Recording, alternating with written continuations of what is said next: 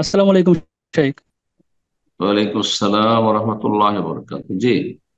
আহ, শাইখ, আমার প্রশ্ন হচ্ছে, আমার কোথা থেকে? স্ত্রী। হ্যাঁ, কোথা আমার থেকে আমার বলছেন? হ্যাঁ, আমি পশ্চিমবঙ্গ থেকে বলছি, ভারতের পশ্চিমবঙ্গ থেকে। হম হম, বলেন। হ্যাঁ, আমার স্ত্রী একটা সরকারি পরীক্ষা দিবে, তো সেই জন্য পড়াশোনার প্রয়োজন। তো বাড়িতে আমরা মা, আমি এবং আমার স্ত্রী এবং আমার বাচ্চা থাকে। তো পড়াশোনার জন্য ও চাইছে যে বাবার বাড়ি যেতে। তো আমি একটা বিশেষ এক আলেমের মুখে শুনেছি যে বাবার বাড়িতে মেয়েদেরকে 3 দিনের বেশি নাকি থাকতে হয় না। তো পড়াশোনার জন্য যদি ওকে 1 আধ মাস থাকার প্রয়োজন হয়, তাহলে কি হুম। সেখানে পাঠানো যাবে? তার কাছ থেকে শুনেছেন যে 3 দিনের বেশি বাবার বাড়ি থাকা যায় না? আমি একজন জনৈক আলেমের মুখে শুনেছি, এবং একজন কোনো কোনো নাম আলেমই করা না। আলেম আর কি। আলেম না। তাই। 3 দিন বসে থাকা যায় না, যে কোনো জায়গায় থাকতে পারে।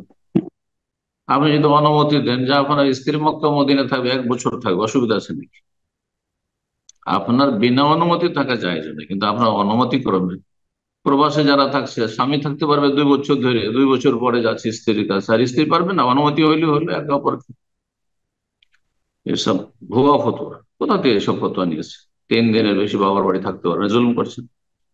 যদি দেখা যায় যে আপনার বাড়ি থাকাতে আপনার মায়ের কথা শুনতে হবে, আর আপনার মা চাইবে সারাদিন বাসায় কাজ করুক, আর আপনি পড়াবেন, তো পড়ার সময় দিতে হবে। পড়ার অনুমতি দিলে পড়ার সময় দিতে হবে।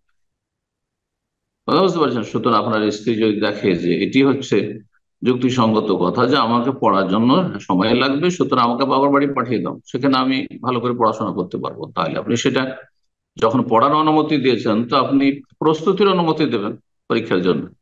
কথা বুঝতে পেরেছি? বারাকাল্লাহু ফিক।